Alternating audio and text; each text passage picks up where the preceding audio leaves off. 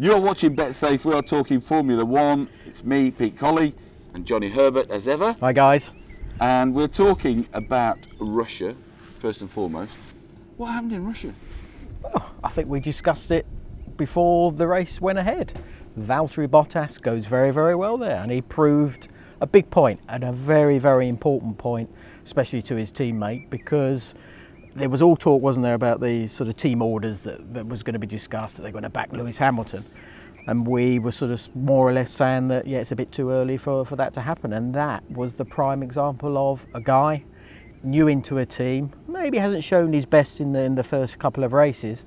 Bang, he was there, a race win. And I think it was a very, very controlled race win as well, which I think is going to be a very important factor, because now Lewis Hamilton has a tough teammate who's going to be on pretty much on a high, I think, for the rest of the season. What we're going to see between the dynamics of that relationship, because you look at Lewis Hamilton, he doesn't really react very well, does he, when he's got that sort of structure? Did in Russia. I have to give him his due. He really did sort of say, put his arm around Valtteri after the race, and I think when they did the team photo, smiling actually when that was going on as well. So that's great to see. But he will know that it's going to be a much more difficult season for him, because he was right on that edge of having the team fully on his side. Now that isn't going to happen, because we are now talking of 3 guys probably going for this World Championship. Before Russia, it was just the 2. So that whole dynamic within the team is going to be very, very different. He's used to that, yes, with all the history he's had with Nico Rosberg and sort of the little bit of that sort of difficulty that they went through. Valtteri's a very different type of character. He's very, very quiet. He's very laid back. You don't really see much expression in his face when he's out of the car. I'm sure when he's actually in the car with the visor down, it's exactly the same face, typical Finn. But again, he just proves that he's got that little extra what you need to be a successful World Championship contender, which we're starting to see more of, I think, especially after what we saw in Russia. So Lewis will be able to handle it in the way he's always been able to do. He's been up against the Fernando Alonso's of the world. He's been up against the Jenson Buttons of the world. And of course, in the last good 3 years, he's been up against, Nico Rosberg, who eventually won that World Championship. So he'll be able to deal with it. It's just a slightly different mindset that he's going to have to go into this. Maybe that friendship that we saw in Russia is going to have to stop, because he's going to have to become, typically as a sportsman, very selfish. And just to reiterate, Johnny likes Finns, just not on cars. Don't like Finns on cars, do you? Don't like Finns on cars, no, exactly. No. What will it do for Bottas? Again, I think it would just give him a big boost, and it's most things with sports, even if it's golf or even if it's tennis. If you get into a zone playing golf, it then becomes that much more easier. You get more confidence, and your game actually gets stronger and stronger. Now, driving is exactly the same. You can be with the car. You've got your team, you've got the backing of everybody around you, you'll be doing your laps. And if it isn't quite where you want it to be, that's where the psychological effect comes into play. You just don't quite feel at home with the car.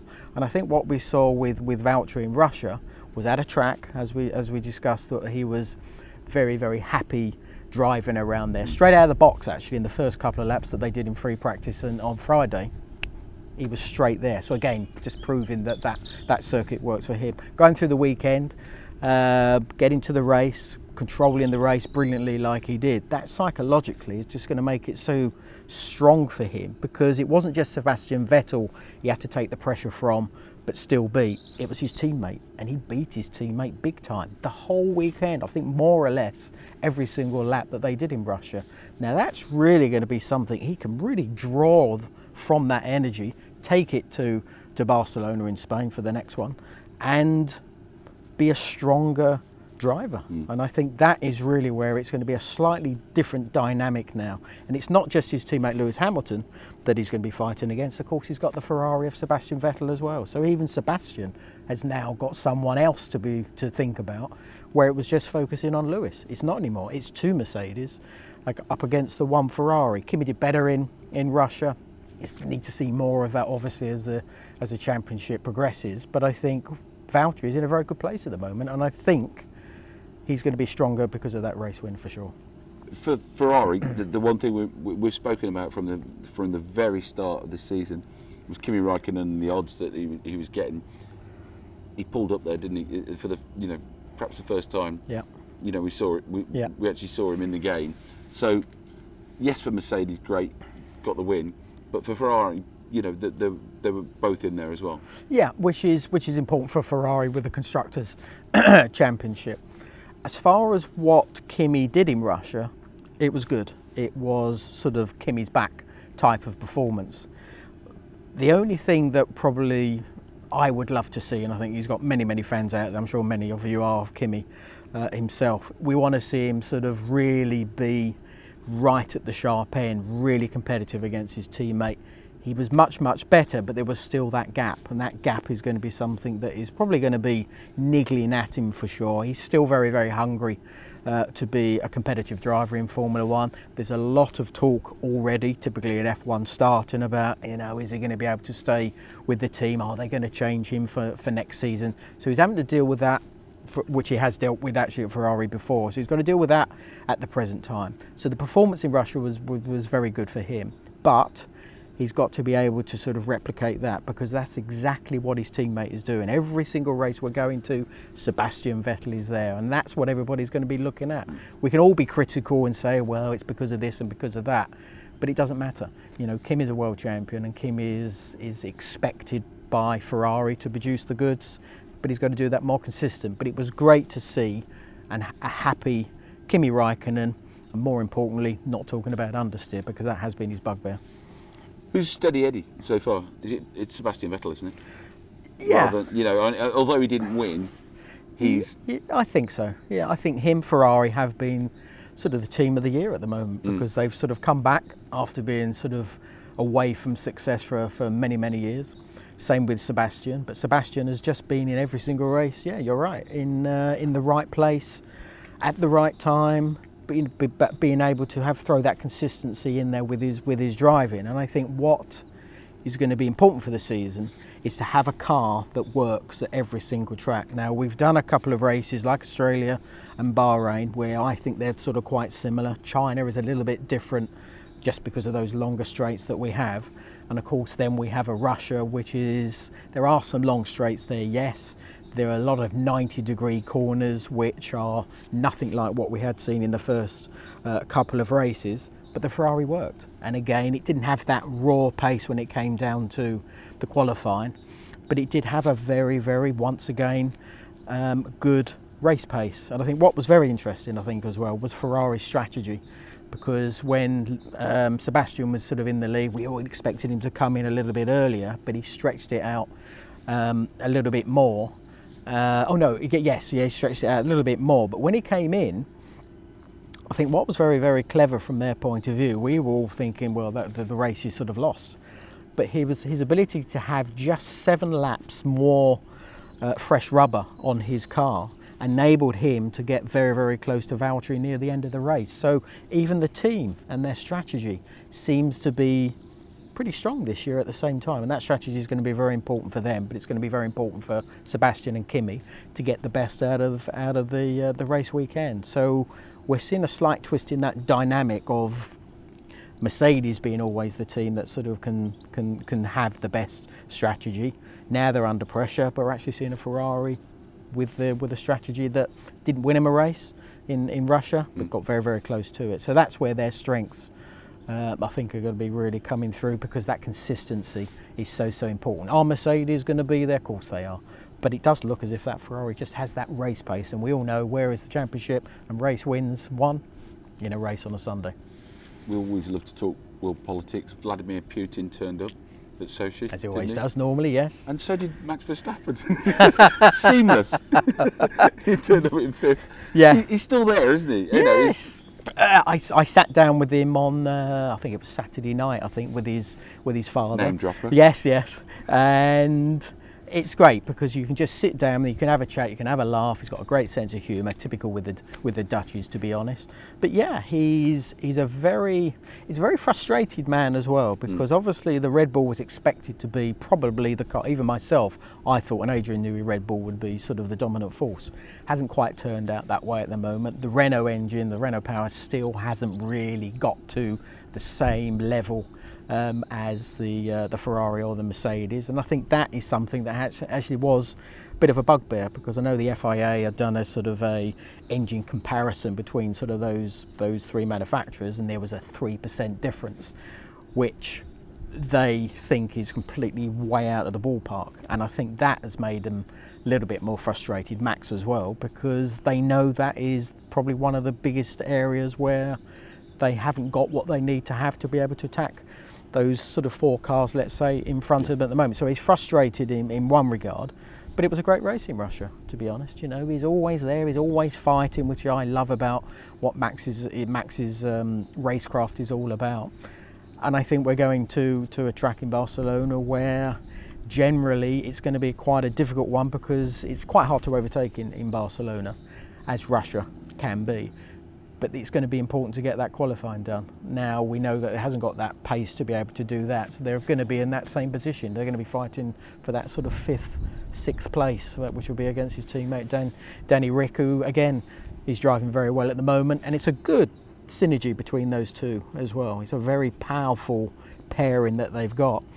But what do they need more importantly is a power from that engine. And I think once that comes to them, which I don't think is going to be in Barcelona, we're going to have to wait and see, when they can actually get in the mix and challenge for those podiums and race wins. But the championship at the moment, nicely so, is against 2 teams, Ferrari and Mercedes. Which we said from the start of it. Yeah. Talk about not also runs, but Force India continuing to impress. Yes, Esteban Ocon, I'm very impressed with him. Very consistent all the way, through this season so far. Keeps getting into the points all the time. A man who's had to rebuild his career, Sergio Perez, after his time at McLaren, equally so, is really being impressive at the same time. And the most impressive team, I always sort of think, is either a Williams or a Force India, and they're both very competitive at the moment. The Williams, is normally just got that little bit of an edge, especially with Felipe Massa, which is unbelievable, seeing Felipe still performing like he is at the moment.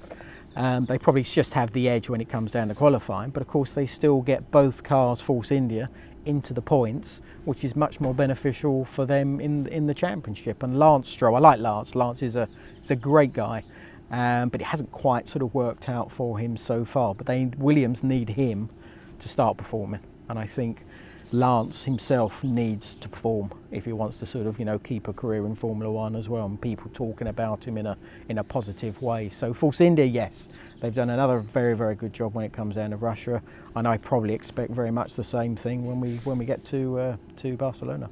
So look at the standings as they are with the drivers. Vettel 86, Hamilton 73. Mm-hmm. Ooh. Yeah. yeah, a little bit of a gap there. A little bit of a gap. Bottas 63, Raikkonen 49. Yeah. The championship odds after round 4 are Vettel evens, which has changed. Yeah. Hamilton 8-5, Bottas 9-1. Ooh, hello. Well, still, that does surprise you. You would have thought a result where they got in Russia. Yeah. And the amount that sort of springboard that's leapt, made him sort of get into that championship mix. I'm surprised with that one, because I honestly think, and we've discussed it, he's going to be stronger from now on. Yeah. So I think a 9-1, wow, that is quite a good little number to think about, I think, on that one. But from the 2 at the front, it's not a surprise, because they're still the sort of the major contenders overall. Kimi's not a surprise, because again, as we've discussed, he's got to start to really get himself in the mix consistently all the way through it. So I'm not surprised that hasn't done. But yeah, Valtteri, wow. Constructors 5 rounds, Mercedes 136, Ferrari 135. Mm-hmm. That is so close. Yeah. And therefore the odds reflect that. Mercedes 10-11, Ferrari 10 to 11. Yeah. Shock horror. These bookies, they never get it wrong, do they? No. That is going to be swings and roundabouts all the way through this season, because we're going to see certain drivers perform at certain tracks. I know we've discussed this before, but it is just going to continue in that vein, and I think that's great for us watching as race fans. But it's going to just make those odds that little bit more difficult to sort of tweaking who's going to get the advantage out of it, because it's just going to keep doing this the whole way through. So it's great from that perspective, but let's hope there is someone who can sort of start to just get going, and the only one who can do that is Red Bull. Well, Johnny, I say hola. It is a Spain. Terrible that one, terrible one. But yes, the Spanish Grand Prix. Okay, it is going on. So now Ferrari have the most wins down the years. Yes, with 12. Yeah. So, they're in pole anyway. Well, it's interesting you say that, because there are sort of particular circuits that cars go well at for whatever reason. Yeah. And historically, you're right. They go very well at Barcelona. You always think with all the rule changes that have come along, there should be a slight sort of dip in performance just because the car dynamics change. But they always seem to go well there. It's one of those tracks, the downforce is obviously very, very important. That's something maybe Ferrari have always been very good at. But what they do have, and it's especially important when you get to the last sector in Barcelona, you need a car that has rear grip, mechanical rear grip. And that does seem to be the advantage from the race point of view that Ferrari have. So I reckon that once again we're going to see that very competitive Ferrari, but I think Sebastian Vettel is the man probably who's going to sort of lead that Ferrari drive. This is historically, I mean, Schumacher won, did he win 6? Yeah, I think it was 6, yeah, something like that. And again, that just goes back to, okay, Michael was special. Michael had a certain way about driving a car. I remember his 1996 race win there in the Ferrari. Told everybody in the media, got no chance of winning this race. It threw it down with rain. I mean, buckets of rain came down, and it was one of the best drives I think I've ever seen him do. And it was just awesome seeing him sort of get that Ferrari, which wasn't pretty to look at for a start. Had very, very high side protectors for the drivers. But it's just his pure skill of completely outdriving Jacques Villeneuve, I remember, who was in the Williams at the time. It was just unbelievable to see that sort of type of race being sort of brought out by a driver. But I think, yeah, you're right, Ferrari generally do go very well there. But again, you can't take away what Mercedes are going to take there as well. They're going to be working probably doubly hard after that sort of loss that they are maybe sort of expecting to come because of the threat that's come from Ferrari. And I think that's where we're going to have to sort of see if they're going to make a little jump forward, because we've discussed it before, this development race is going to be so important for both teams if they want to come out on top at the end of the year. You mentioned the weather. I mean, we all presume it's going to be very nice because it's in Barcelona. Generally, here we are now. Here we are now in sunny England. Yes. But you don't know. This won't last. No, I know. I know. You do know that here. Yeah, it won't last for 10 minutes. But you don't know, do you, the weather in Barcelona? No. What? I mean, I don't know. Just how tricky is it? Because there's a hell of a difference, isn't there, between wet weather and a steaming hot track? Yeah, sure. But Barcelona generally has been very, very hard on the tyres themselves. It's normally quite an abrasive surface. You've got those long, turn 3 for example, long, probably flat out right-hander it'll be this year. So that's going to put a lot of force on the tyre, which will obviously still take away the performance, I think, as the stints go on. Even in qualifying, I think we're probably going to see the tyre really sort of be punished, especially when it gets to the end of that lap, as I was discussing in the sector 3, where the mechanical grip is going to be very important. Mechanical grip is one thing, but you also need the performance to come from the rubber as well. So I think that's going to be a really big test for the teams to get that tyre to work for that whole lap when it comes to qualifying. But then in the race, you've got a similar situation of being able to look after that tyre. We discussed a little bit how Sebastian Ferrari strategy worked very well for them. Okay, didn't get the race win, but they looked very, very strong against that Mercedes. They were the faster car in those last, 10, 15 laps. And I think that's where we're going to see that sort of wonderful dynamic sort of come our way. But can I pick out now exactly who's going to have the best weekend, I think that's going to be a very hard one because they are so even at the moment. You look at last year, I think Max Verstappen won it. Yeah, he did. Lewis Hamilton historically doesn't have a good Barcelona. No. I don't see it. I think Sebastian Vettel was on the podium, wasn't he? Last season as well. So yeah, I don't see a Red Bull. I don't see a Max or even a Ricciardo having a repeat of what we saw last year, just because of the circumstances, obviously with Nico and Lewis coming together. Yeah. But just from the pace of the Ferrari, which Max beat, he beat Kimi Raikkonen last year. Okay, he was under a lot of pressure. Maybe it was a slightly faster Ferrari, but he didn't beat Max, and Max was able to get that race win. But I don't see it this time around, just because they haven't got what it's taken. We discussed already about the engine. I don't see that being is going to change when we see them on track in Barcelona. So the only way it's going to change is if it's wet.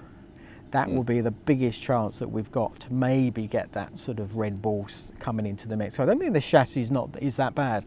I don't think it's maybe quite as good as the others at the moment. It's very difficult to read it at the moment, but it's not bad for sure. So if we do get a wet race, a wet qualifying, a wet race, then I think that is where Max and even his teammate is going to be able to sort of come into the fore, because Daniel Ricciardo has done some great performances in the wet as well. So let's hope that actually probably may happen, because then we'll be discussing another 2 cars that will be coming into that mix, and then you've got that real raw racing driver skill being sort of shown to us in abundance. Most of the pre-season has been done here, hasn't it? Yeah, a lot of it. Well, yeah, and historically and it has. Yeah. So the teams, the driver, know it like the back of their hand. They've done thousands and thousands and thousands of laps on the track, and they would have done thousands and thousands and thousands of laps on the simulators as well back in their factories. So yeah, the circuit has been one of those, has been very important for the development of the cars. It's always given a little bit of I think it's always given a little bit of an understanding. And again, this is something that I think we spoke about before we got to Russia, is about a car that will work at every single circuit. And Barcelona is one of those types of tracks, because you've got that mechanical grip at certain parts of the track, plus you've got those high speed, that long straight, so that shows the engine side of it, and then you've got those fast high speed corners at the same time. So all those ingredients, if they come together, it will just show that you've got a good car. And the last thing that is always a massive factor when it comes down to a year of racing is how the car looks after the tyre, because as I discussed, how hard it is on that tyre. The Ferrari has always looked as if it has a car that looks after its tyres, and the one track that is probably, or one of the tracks that's going to be a very, very difficult one, possibly for Mercedes, it's been discussed this year, they're harder on their tyres, is going to be Barcelona. So there's going to be a real energy, I think, within the paddock just to see who is actually going to be the one that's got what it takes to get the result out of the weekend. Now, the big thing for me this weekend, and it is a love him or hate him scenario, is, and we've spoken about it, but Lewis Hamilton. Yeah. That's a big race for him, isn't it? I mean, he doesn't do well. He doesn't do well here. He hasn't done well. No. You can never count him out on any track that we go to. Yeah, there are tracks that it doesn't quite happen for him. We go to Russia, and Russia it just wasn't there for him. It didn't happen for him. We're gonna see. Yeah, but we've seen this many a time where we've sort of been, well, it's all not happening and everything's going to sort of crumble underneath him, and it never does. He always bounces back. He's always got that lovely, which I always think, racing driver mentality, which is when things aren't quite going your way, it's the ability to bounce back. That's what the greats have always done in Formula One. From the Lauders after his big crash that he had, even from Graham Hill breaking his legs as well, and then bouncing back at the same time. Mika Hakkinen as well, having going to a coma after his crash in Australia. The ability for them to sort of bounce back, and the strength that a racing driver sort of has, is something that Lewis has got so much of. And I think his ability to just jump in the car, do what he knows best, which is to drive the car as fast as he can, drive the wheels off it. And Barcelona, to be honest, is one of those tracks that he should be very good at. It's a very aggressive type of driving style that you've got, the long main straight past the pits, braking for that turn 1 through turn 2, that long sort of turn 3, which is one you've got to sort of hang on to the car, then into turn 4, for example, long sort of more or less 180 degree, it drops away at the end, then you go down a hill as a hairpin left at sort of turn 5, turn 6. And it just sort of really does give you back as a performance. It gives you back so big, and then when you've got that sort of energy that it's fed back to you, it just sort of then sort of rolls, and then you get sort of more at home with the car. So you can't rule out Lewis. Yes, Valtteri is doing a great job at the moment, but I still expect Lewis to be the man who's just going to do what he needs to do and what he does best, which is to drive as fast as he can. And I don't see any reason why Barcelona is going to be bad as it was in Russia. Looking at it from an outsider, a couple of odds here. Max Verstappen 22 to 1, Ricciardo 26 to 1. Yeah. I mean, well, again, they at the present time they don't have that sort of chance. I think they are far from being on a podium. They're further away, obviously, with getting that race win itself. But if it's wet, as we discussed, that is where it's going to be very different. So that is where it might sort of change the whole dynamic of the race weekend, is if we have that sort of rain and sprinkling of rain, which historically has happened frequently enough, let's say. Some other odds to throw at you. Kimi Raikkonen evens to finish in the top 3. Mm-hmm. Verstappen 11 to 4 to finish in the top 3. Any car retired within the first 60 seconds of the race, 2 to 1. 2 to 1.